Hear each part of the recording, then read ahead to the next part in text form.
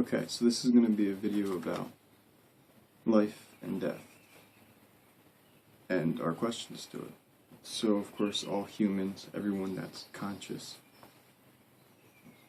eventually asks the questions of the question of what happens when they die. It's not an easy thing to answer. There is no clear-cut answer. But mainly, the question comes from the fear of dying. And when you look at what fear is, fear isn't real. So a lot of the turmoil and fighting to not die, fighting other people because people are afraid of consequences, people are afraid of change, that all comes from fear, and ultimately the fear of death. So life and death, we view it as humans as this separation from living to dying. When really, there is no separation. That's the way we view it. This person that's alive is now no longer alive. But nature and the world and the universe doesn't view it that way. It's just a continuing process. It's the way things are supposed to be. Everything moves on eventually. It's a reaction and it changes, and ultimately that's the way it's supposed to be.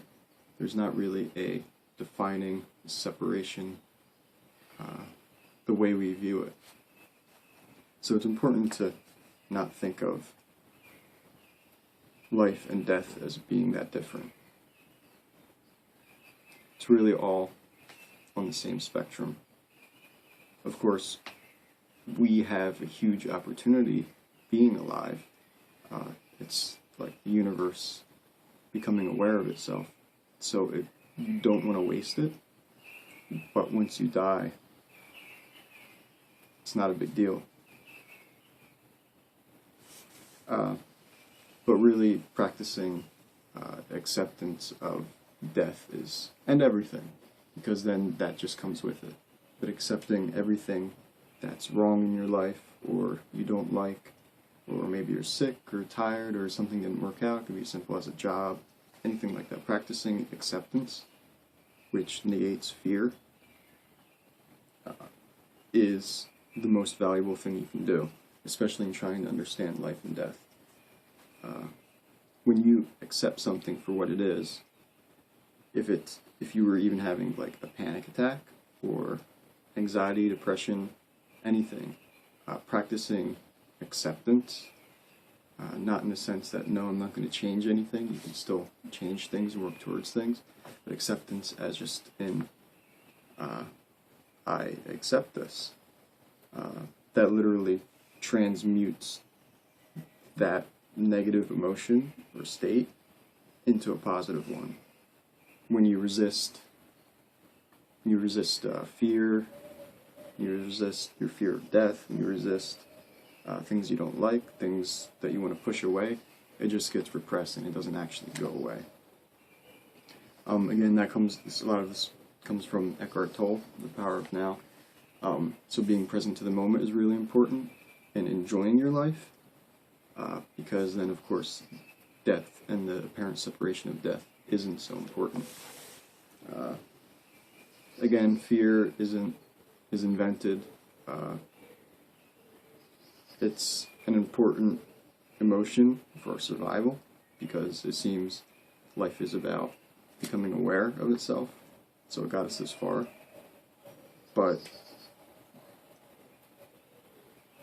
fear isn't real, and we're at a point in the world where we can accept that and move on and learn from it.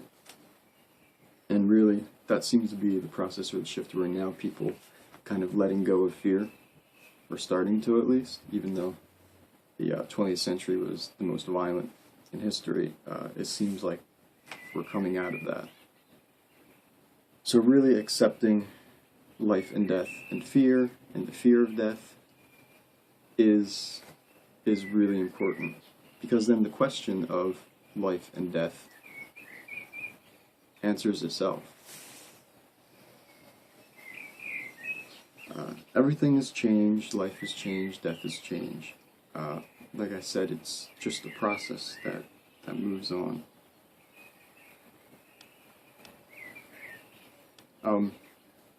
But, you know, in the end, it's okay to ask those questions.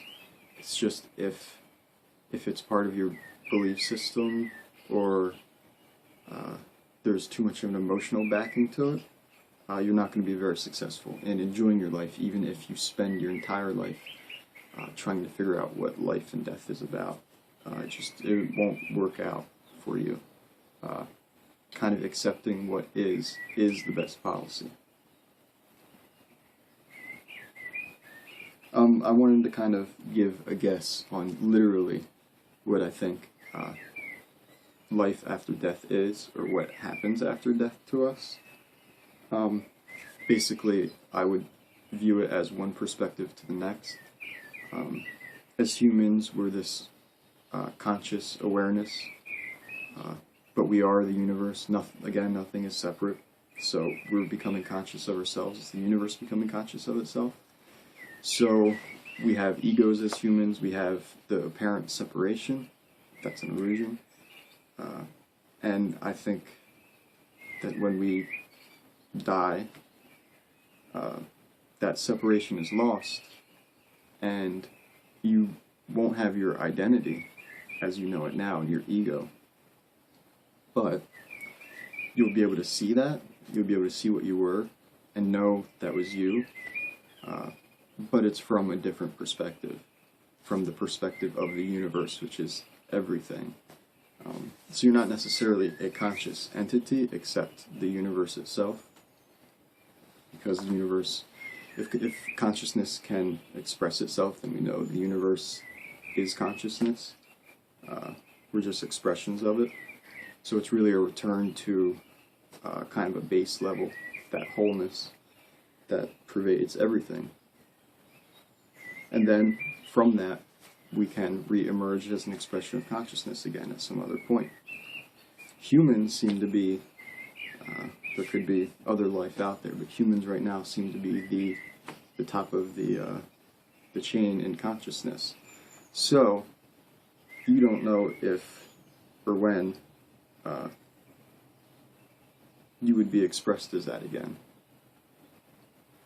So, your time now as a human, as a person in the world, moving through life, through time, apparently through time, you want to make the most of it. That's kind of my idea of what life after death would be, though. It's just a new perspective, like knowing everything at once, because that's what the universe is, and everything kind of makes sense, but not in the way that we as people think right now, because it's just, you can't fathom it. And I'm also going to list, there's some quotes I'm going to put on the bottom of the video by Carl Jung. He did a paper on life after death. Through those quotes, you'd be able to find the paper too if you wanted to read the whole thing. But there was some really interesting ideas through his quotes. Basically, the paper, the overview is that, we can't know what happens after life at death, but we can surmise and kind of guess and head in the right direction and follow our intuition, follow what we know and see, like the patterns in the universe, in the world, in everything, and make good decisions from that place.